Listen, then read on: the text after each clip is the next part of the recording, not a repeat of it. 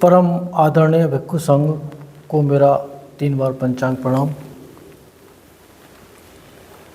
सभी उपासक और उपासिका संघ को मेरा सप्रेम नमो बुद्धा जय भीम।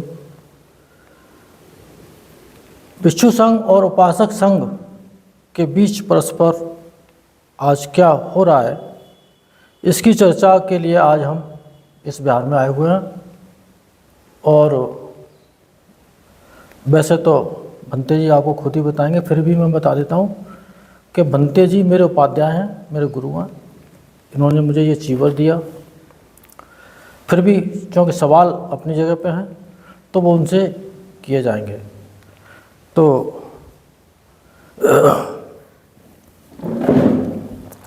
बंदा भंते जी,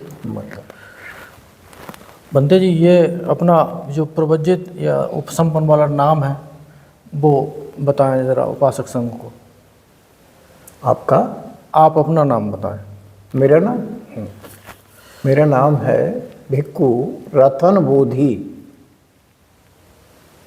और पूज्य भंते रतन बोधि मेरे गुरु हैं और मुझे नाम दिया दीपंकर बोधि। तो इसी के श्रृंखला में आगे का सवाल कि ये जगह कौन सी है? ये जगह बुद्ध विहार है, डॉक्टर भीमराव अंबेडकर बुद्ध विहार, ग्राम जारऊ। हाँ, जारऊ में है ना जी? जारऊ, सादाबाद, जिला हाथरस जी। इस बिहार का नाम डॉक्टर भीमराव अंबेडकर बुद्ध विहार। तो इस तरह से आपने गांव में इतना शानदार बुद्ध विहार बनाया भंते जी ने, ये बड़े गौरव की बात है। और मैंने यहीं पर आकर के अपना चीवर लिया, तो ये मेरे लिए सौभाग्य की बात है। यहाँ के उपासक संघ का व्यवहार आपके प्रति कैसा है? ऐसा है, वैसे उपासक बहुत हैं यहाँ, यानी कहने वाले जी। नाम के उपासक बहुत हैं, काम के नहीं है। जिस तरह से कुछ लोग मुझे अच्छा वो करते हैं और कुछ लोग बेचारे वैसे भी, लेकिन मैं उनके लिए भी कोई दोष नहीं रखता। वैसे मैं अपने स्तर से यहाँ काम कर रहा हूँ जी। कभी कभी कोई उपासक मुझे भोजन के लिए बुला लेता है तो जाता हूँ, और जो उपासक मुझे मैं उसे पसंद नहीं करता उसके यहाँ मैं जाता नहीं। जी जी। जो कभी हमको अभिवादन भी नहीं करता। जी जी। और जब कोई विशेष मौका आता है उसके यहाँ, जैसे बेटे का जन्मदिन है या कोई शादी ब्याह है या और कोई फंक्शन होना है, तब वो मुझे निमंत्रण देता है जी। तो वो मैं समझता हूँ कि ये आदमी आगे कुछ धर्म में आ सकता है या इसके बच्चे भी आ सकते हैं, तो मैं जाता हूँ उसके यहाँ। और वो आदमी मतलब से ही मुझे उस दिन बुला रहा है दिखाने के लिए कि हमने एक बंते को भोजन दिया और दान दिया, तो ऐसे आदमी के यहाँ मैं नहीं जाता। जी जी, बहुत अच्छा गुरुदेव। इसी श्रृंखला में अच्छा एक चीज़ और बता दें कि हालांकि मेरे गुरु हैं, बहुत कुछ जानते हैं। भगवान ने आटानाटे सूत्र में भी ये बताया भंते जी, आपको पता ही है, तो बहुत से देवता, गंधर्व, यक्ष ऐसे थे जो भगवान से बड़ा उनके प्रति बड़ी श्रद्धा रखते थे और उनका अभिवादन करते थे। और बहुत से उन्हीं में से यक्ष और देवता और गंधर्व ऐसे थे जो भगवान से नफरत करते थे। तो साफ साफ बात है कि जो व्यक्ति को शील पसंद है, धर्म पसंद है, वो हमारे गुरुदेव को जरूर उनके प्रति श्रद्धा रखेगा, उनको बुलाएगा। और जिन लोगों के शील परफेक्ट नहीं है या दुराचार का जीवन जी रहे हैं, अधार्मिक जीवन जी रहे हैं, और हमारे गुरु जी बताएंगे कि तुम्हें धर्म का जीवन जीना है, तो उनकी वाणी उनको बिल्कुल पसंद नहीं आएगी। सही बात। तो ठीक इसी तरह से जो भगवान के साथ भी होता है और आज हम लोगों के साथ भी यही हो रहा है। बिल्कुल सही बात। तो आप किस प्रकार धर्म का प्रचार कर रहे हैं? मैं तो अब मैंने देखो काफ़ी आज से नहीं, मैं 78 से ही काफ़ी प्रचार में रहा। यहाँ से ये मेरी जन्मभूमि है जी, यहाँ मेरा जन्म हुआ 1949 में जी। आज 75 साल के करीब मुझे हो गया जीवन को। 78 में मैं इस संपर्क में आया बाबा साहब की झांकी पर जब आगरा में कांड हुआ तो तभी से मेरा विचार जो था, जो मेरी माँ थी वो कबीर पंथ से थी, मेरे एक मामा थे वो बुद्धिस्ट थे, इसलिए मुझे ज़्यादा टाइम नहीं लगा समझने में। तो मैंने यहाँ प्रचार अपने बस्ती से शुरू किया, अपने गांव से। एक श्रामलेर भी बनवाए, उनको काफ़ी मैंने एतमाद पर रखा, ज्ञान बोधि के नाम से, जो भदंत ज्ञान रतन ने उन्हें प्रवजित किया। तो इस तरह से यहाँ लोग, वो भी जो ज्ञान बोधि मैंने बनाए थे वो वास्तव में मेरी शिक्षा को उन्होंने माना था काफ़ी। अब भी हैं 2-4 लोग, लेकिन उनकी कुछ मजबूरी हैं, इस वजह से वो पूर्ण रूप से वो नहीं करते, लेकिन मेरा पूरा सम्मान करते हैं। यहाँ वंदना के लिए कहूँ तो कभी कभी कोई एक आध आया, फिर अरे भंते जी बहुत देर लगाते हो वंदना में। हमने कि कम से कम 30 मिनट तो भाई चाहिए, 30 मिनट से पहले वंदना हो नहीं पाती, क्योंकि वंदना कहने के बाद में 10-15 मिनट का तो वही धर्म प्रवचन तिरातन वंदना ही है। तो वो इसके बाद में और कुछ 2-4 बातें कहूँ, वो 5 मिनट बैठना भी चाहिए हमको वंदना करने के बाद में। तो ऐसा उनको पसंद नहीं आया, वो ही चलते फिरते बस आओ और सर झुकाओ और बस जाओ, जी। इस तरह का। तो फिर मैंने विचार किया, आखिर मैंने ये अपना दान का पैसा यहाँ लगा दिया, अपनी पूर्व की निधि का भी पैसा, बीमा फीमा था मेरा गृहस्थ जीवन का, वो भी लगा दिया मैंने इसमें, लेकिन लोगों पर कोई विशेष असर नहीं हुआ कि भक्त जी ने इतना बड़ा क्यों लगाया। मैंने इसलिए, पहले मैं आता था यहाँ तो लोग कहते थे मेरे परिवार से, भंते जी आते हैं इधर उधर से इकट्ठा करके उन्हें दे जाते हैं। तो बच्चे मुझसे कहते थे भंते जी हमसे ऐसे कहते हैं लोग। तो मैंने विचार किया इनको कैसे बंद किया जाए। तब मैंने इस विहार की स्थापना, वो पैसा सब उनके सामने ही, सबके सामने लगा दिया।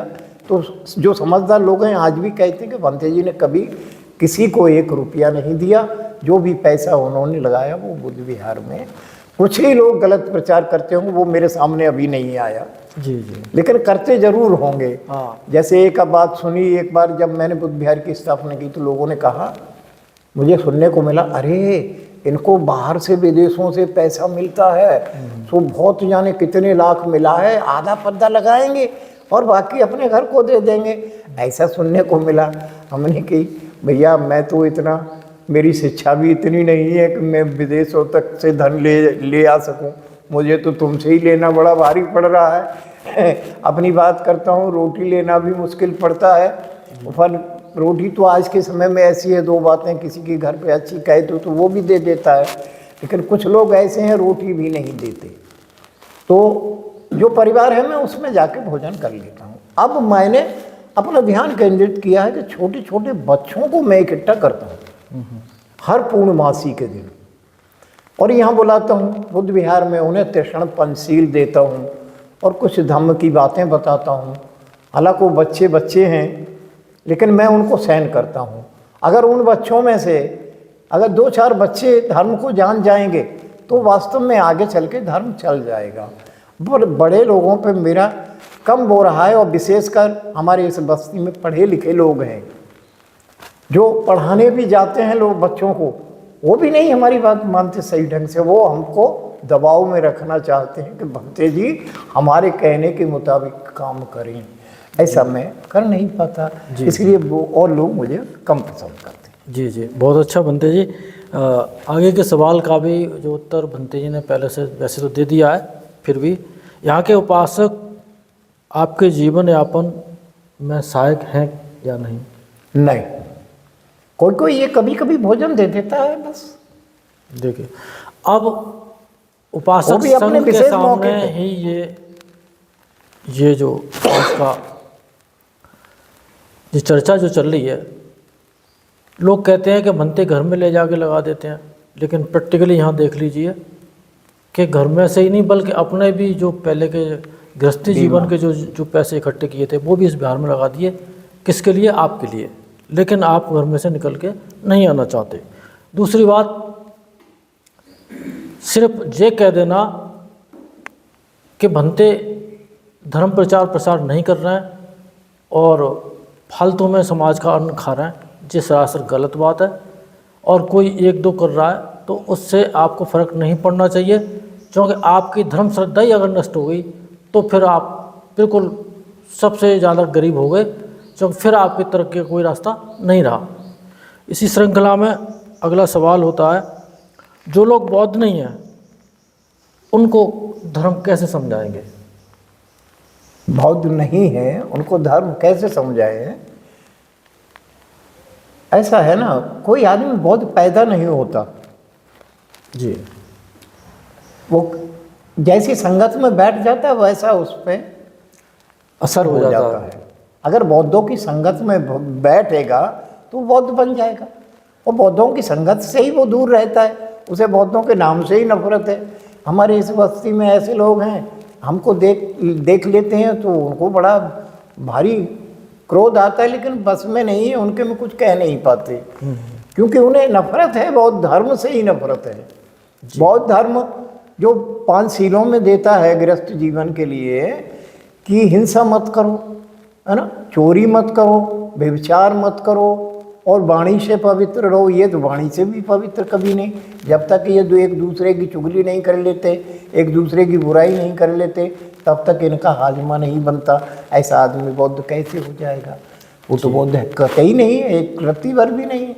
और नशे की वस्तुओं की बात की मना करें, हमने बिहार में लिख रखा है, बीड़ी पीना, तम्बाकू खाना, गुटखा खाना, शराब पीना, गांजा वांजा ऐसी चीज़ इस्तेमाल न करना, तो तब से और आना बंद हो गए लोग। हाँ, बस आते थे और आए और आके बैठे, तम्बाकू निकाली और बीड़ने लग गए। हम कहे भैया देखो यहाँ मत पियो, घंटा आध घंटा बैठो तो अच्छी तरह। तो लोगों ने हमसे दुश्मनी मानना शुरू कर दिया। अरे वो बनते बनते कुछ नहीं है, बेकार कपड़े पहनने से कोई बनते होता है, पढ़े लिखे लोग ऐसे कहने लगे। बस यही स्थिति ज़्यादातर समाज में विद्यमान है।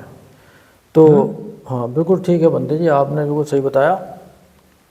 भगवान बुद्ध ने भी बताया है कि ये 5 शीलों में भी जो सबसे प्रमुख शील है वो है वाणी का, यानी कि सत्य बोलने का।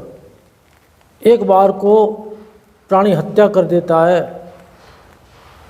चोरी कर लेता है, व्यभिचार कर लेता है, नशा पत्ता कर लेता है, तो भी अगर सत्य का शील उसके पास है तो भी कभी न कभी वो अरहंत हो जाएगा। बिल्कुल। लेकिन अगर वाणी ही उसकी ठीक नहीं है, झूठी है, तो वो आदमी फिर तो पूरी तरह से दुराचारी हो गया।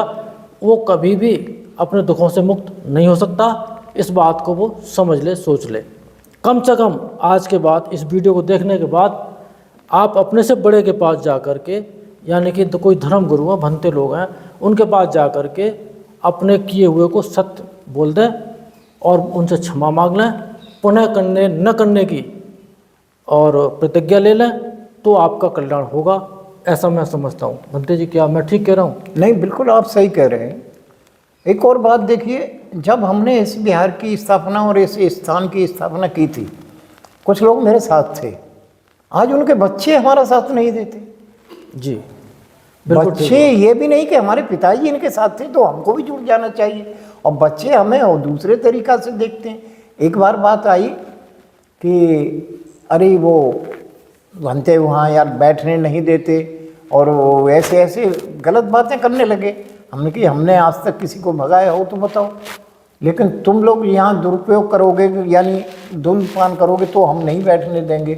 तो उसका एक पढ़े लिखे आदमी ने, जो सेवानिवृत्त हो चुका था, उसने क्या कहा, अरे तुमको एक नौकर मिल गया है, तुम्हारी तो बढ़िया है, अरे उसमें पैसा लगा रहा है और ये बना के रख जाएगा, अरे किसी दिन मर जाएगा, फिर हम आप लोग सब बतना से। ये धारणा है पढ़े लिखे लोगों की, तो कैसे धर्म, ये लोग कब धर्म सीख जाएंगे?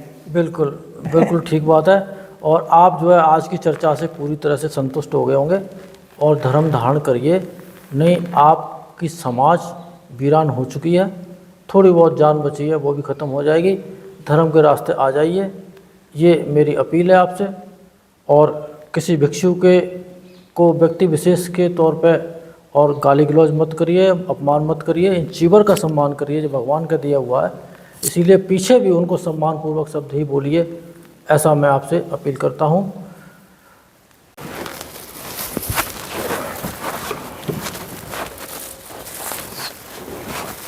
क्या है? चल रहा है क्या? दान गच्छं देवता का भविष्य अभिवादन से बच्चों चतुर्थम आयु सुख साधु साधु साधु।